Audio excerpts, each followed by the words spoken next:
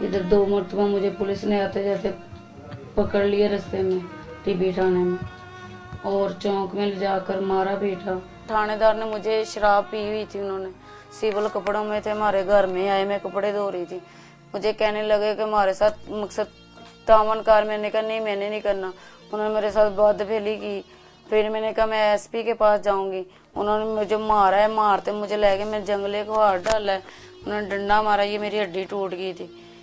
परवेज लाई ने मुझे आर्डर उनको किए थे कि इसका मुलाजा कराओ, इन्होंने मेरा मुलाजा नहीं कराया। मैं पार्टी जाकर पट्टी करवाई है, पट्टी करवा कर मुझे घर छोड़ दिए।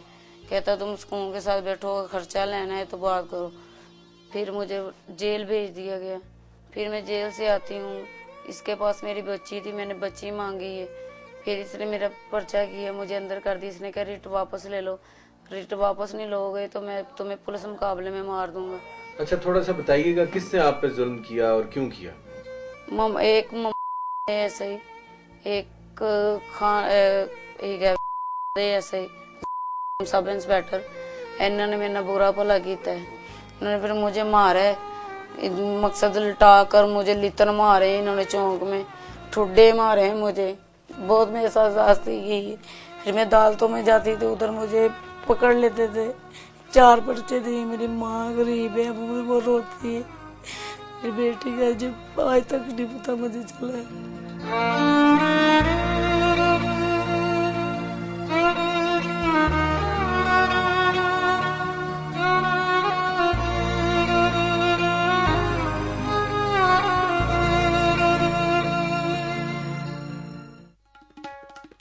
ये हैं इंस्पेक्टर मकसूद गुज्जर, हीरा मंडी पुलिस स्टेशन के थानेदार। इन पर तवाइफों के साथ सरेआम हाथापाई करने का इल्जाम है। औरतों को मैं नहीं मारता, ना मुझे मारने की जरूरत है, लेकिन मुझ में एक आदत है कि जब मैं पकड़ लेता हूं तो फिर मैं छोड़ता नहीं। वो छोड़े कोड छोड़े।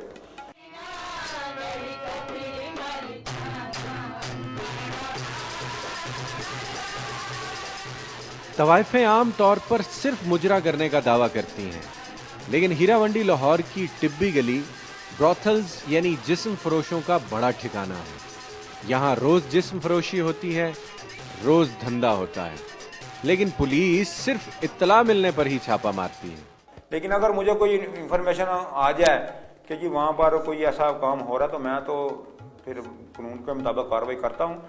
तो उसमें यह था कि ये सिर्फ नाच गाना करती थी, और अगर किसी के साथ कोई तल्लुक़ करती थी ये जिस्म फरोशी वगैरह का, तो वो बड़े हाई लेवल से मुराद किसी सनतकार या किसी बड़े मिल ऑनर से इन्होंने कोई अपना तल्लुक़ रखा, तो वो उनसे महाना लेती थी। वो 1-2 मर्दों तक महदूद रहती थी। बकौल इंसाफ के अगर पुलिस को जिस्म फरोशी की इत्तला मिल भी जाए तो भी छापा मारना कोई आसान काम नहीं है। मसलन हम किसी को जिस्म फरोशी में पकड़ते हैं और उसके खिलाफ ये इसी कानून के तहत मुकदमा दर्ज करते हैं, फिर तो उसको सजा होती है। उसमें हमारी कानूनी पेचीदगी ये है, एक तो हम डायरेक्ट घर नहीं जा सकते, किसी के घर रेड नहीं कर सकते जितनी देर तक हम वारंट ना लें।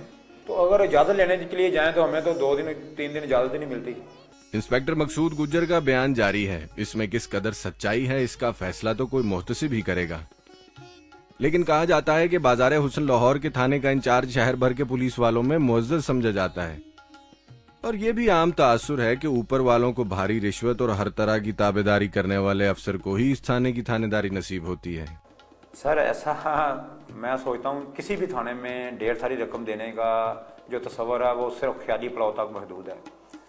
ये मैं अब 13 माह मुझे हो गए हैं, तो इस हवाले से तो मुझे तो फिर बड़ी कसीर रकम देना पड़ती होगी कि यहाँ तैनात रहने के लिए, लेकिन ऐसा नहीं है। ये जो थाना है ये तमाम पाकिस्तान से अलग है, इसमें तमाम से हटकर है। जराइम तो हर थाने में है, लेकिन इस थाने में आकर एक तो इंसान चाहे तो बड़ी से बड़ी नेकी और बड़ी से बड़ी बुराई में जा सकता है। तवाइफ ना तो गरीब है ना कमजोर, वो अपने फन और जिस्म की कमाई से अपना खानदान पालती है, दलाल को खिलाती है और पुलिस को भत्ता देना तो हरगिज नहीं भूलती। इसीलिए इरशाद भाई को पुलिस अफसरान की मंथली रेट लिस्ट जुबानी याद है। सफाई का 200 है, थानेदार का 500, सब इंस्पेक्टर का 1000, इस तरह से मंथली दी जाती है। अगर तवाइफ के पास मुजरा करने के लिए सरकार का जारी करदा लाइसेंस मौजूद है तो फिर वो पुलिस को भत्ता काहे का देती है? ना तो मैंने कहा था कि इनका लाइसेंस चेक किया है और ना ही मुझे आज तक पता चला कि किसी के पास कोई लाइसेंस है। ये 2 घंटे की इनको परमिशन है जो साल से चलती आ रही है। उसमें इनका एक होता है कि वो इन्होंने लाइसेंस लिया है या वो गवर्नमेंट को टैक्स पे करते हैं या कोई ऐसी कोई बात नहीं है। घर से भागी हुई और प्यार में धोखा खाई हुई कई लड़कियां दलालों और बूढ़ी तवाइफों के हत्थे चढ़ जाती हैं। एक आम तासुर तो यही है, लेकिन जब इंस्पेक्टर मकसूद गुजर से पूछा तो वो बोले, दरबारों पर या स्टेशन लारी अड्डा इन जगहों पर होती हैं और वहाँ पर इनके करिंदे जो होते हैं वो मौजूद होते हैं, वो फिर रहे होते हैं और इनको पता होता है कि जो घर से लड़की भागेगी वो यहीं पर आएगी और वो उनको वहाँ से पिक कर लेते हैं कि अपना अच्छा दिखाकर आप हमारी बहन हैं तो हम आए आपको घर तोहफत देते हैं, ये करते हैं वो करते हैं। वो इनके चक्कर में आ जाती हैं। वो ले आते हैं इनको, 1-2 दिन अपने साथ रखा, उसको बड़ा अच्छा खाना खिलाया, कपड़े बनाए, उसके बाद फिर 1-2 दिन के बाद उसको दरिंदों जैसा सलूक करके उसको इस काम की तरफ राग़िब करते हैं। वो फिर सारी ज़िंदगी यहीं पे रह जाती हैं और वो मरकर ही उनकी जान छूटती है। रोमान परवर दास्तानों और गैर मेयारी जिनसी लिटरेचर के जेरे असर घर से आशना के साथ फरार हो जाने वाली दुशीज़ा का मुकद्दर मौत है या फिर तवाइफ का कोठा। बेवफा सनम के हाथों मोहब्बत में धोखा खा जाने के बाद तवाइफ के कोठे की जीनत बन आज भी एक हकीकत है। लड़कियों को आला तालीम दिलवाकर आज़ाद ख्याल बना देना ही तालीम का जेवर नहीं, बल्कि उनकी अच्छी तरबियत और उन्हें अच्छे बुरे में तमीज़ सिखाना ही इल्म है। घर से फरार हो जाने वाली लड़की एक तरफ तो अपने लिए जिल्लत आमेज जिंदगी का इंतखाब करती ही है, दूसरी तरफ उसकी लव मैरिज हंसते बसते खानदान को भी उजाड़ कर रख देती है। बेरावरवी के इस अंधे कुएं में गिरने से पहले ही नौजवान लड़के और लड़कियों को थाम लेना होगा, वरना इरशाद बाई और इस जैसी लाखों घर से भागी हुई लड़कियों की जिंदगियां मामूली वाकयात बनकर रह जाएंगी। अगर आप तवाइफों की जिंदगी के मजीद रोग देखना, सुनना और जानना चाहते हैं तो सच के सफर में मेरे साथ रहिएगा।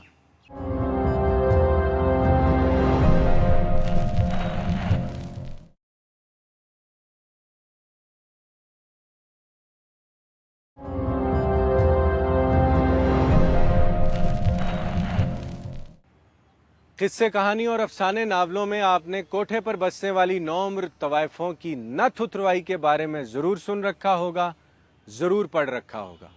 कई ड्रामों और फिल्मों में नायिका का जवान लड़की किसी अय्याश सेठ को एक रात के लिए बेच देने वाला दिल खराश मंजर भी यकीनन आपको इस वक्त याद आ गया होगा। एक आम तासुर है कि ये सब किस्से कहानियां हैं और असल जिंदगी में कोठों पर ऐसा जुल्म और सितम शाज़ो नाज़िर ही होता है। लेकिन औरत का हमारे यहाँ जिनसी इस्तेसाल मुआशरे की हर दीवार के साए में हो रहा है, ये एक हकीकत है। अगर आप पहली रात और फिर हर रात लुटने वालियों के जख्म देखना चाहते हैं, उनके चेहरों पर जमाने की तहरीरें पढ़ना चाहते हैं, तो सच के सफर में मेरे साथ रहिएगा।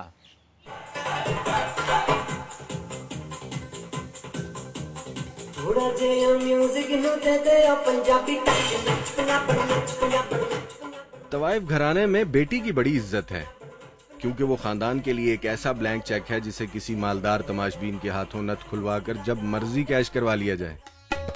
कुछ ऐसा ही वाकया इस नौजवान तवाइफ की जिंदगी में भी पेश आया। मेरा नाम सना है, ठीक है। मैं पैदा तो यहाँ पर ही हुई हूँ।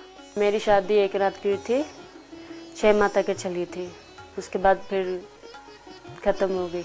सिर्फ अगर किसी ने 2 लाख 3 लाख 4 लाख दे दिया ना एक रात का, तो वो शादी कर लेते हैं। यहाँ पर एक रात की शादी होती है, निकाह नामा नहीं चलता। 6 माह तक बगैर निकाह के एक नामहरम मर्द के साथ जिस्मानी ताल्लुकात रखने वाली ये सांवली सलोनी हसीना इस बात से कतई बेखबर है कि ये एतराफ इसे हुदूद आर्डिनेंस केस के तहत अदालत के कटहरे में भी खड़ा कर सकता है। किसकी जिंदगी ज्यादा अहम है, आपकी या आपके घर वालों की? घर वालों की। इस नौजवान तवाइफ और इस जैसी हजारों सितम जरीफ लड़कियों को हीरा मंडी में बसने वाले वालिदैन क्या कहते हैं, जरा मुलाहिजा कीजिएगा। यहाँ जो वालिदैन होते हैं कभी जबरदस्ती भी करते हैं? कभी करते हैं, किसी के पास जाओ, रात गुजारो, ये करो वो करो। तो तय ये हुआ कि कंवारी लड़की के साथ पहली दफा पैसे लेकर सोहबत करवाना नथ खुलवाई है। इस सारी डील में एक तजर्बाकार दलाल की भी जरूरत पड़ती होगी। तो फिर इनसे मिलिए। ये हैं तनवीर उर्फ विकी, उम्र 30 साल, पेशे के एतबार से तवाइफों के दलाल हैं। इनके सीने में तवाइफों के बड़े राज दफन हैं। इनकी नथ खुलाई होती 15 साल, 16 साल, 14 साल की उम्र में। एक नथ इधर 20-25 मरतबा खुलती है, फिर भी उसको बोलते ये नथल है। जो लोग तवाइफ की कुर्बत पाने की कीमत अदा करते हैं, वो दलाल से उसके माल के बारे में मुकम्मल तफ्तीश भी करते हैं। ये पूछते हैं कि उसकी वेस्ट कितनी, उसकी कितनी है, उसने कितनी मरतबा काम किया है, पहले गलत काम किया है या नहीं किया, ये बताओ हमें। छोटी सबसे छोटी बच्ची आपकी, उसका क्या रेट है, कितने पैसे लेते हो। नथ खुलवाई से पहले तवाइफजादी की रखवाली बाजरे की उस फसल की तरह की जाती है जिसे मासूम परिंदों के हाथों भी उजड़ जाने का खतरा हो। लेकिन पहली रात की मुंह मांगी कीमत अदा करने वाले तमाशबीन की अमानत में खयानत फिर भी हो जाती है। बात बनी हुई कौन सी नथ है, ऐसे ही बोलते हैं, लोगों को लूट जो रहे हैं। लाख दे रहा है, कोई 2 लाख दे रहा है, कोई 5 लाख दे रहा है, ऐसे लोग आते हैं ये नथ खोलने के लिए। औरत के जिस्म की कमाई खाना समाजी और कानूनी तौर पर घिनौना जुर्म है और दलाल एक काबिले नफरत मखलूक। इस बात का विकी को भी बखूबी इल्म है। कुछ लोग ऐसे आते हैं जो हमें इधर दलाल कहते हो, इधर आओ बात सुनो, तो हमें अच्छा नहीं लगता यार, लेकिन वो हमारी मजबूरी होती है, हम इधर काम करते ना। ज़मीर यही कहता था गलत काम पे लगाऊं, लोग अच्छा नहीं समझते, मैं कौन सा काम कर रहा हूँ, ये बगैरती पे लगा हूँ, मेरी ये कोई ज़िंदगी नहीं है। और कल को मैं अपने घर में जाऊंगा तो घर वाले क्या मुझे बोलेंगे। मैं सोचता हूँ कि अल्लाह के पास जब जाऊंगा, जब मरूंगा, उधर क्या बोलूंगा, या अल्लाह के मैं ये काम करता रहूँ, दुनिया को धोखा देता रहूँ, मुझे तो कब्र में जगह भी नहीं मिलेगी।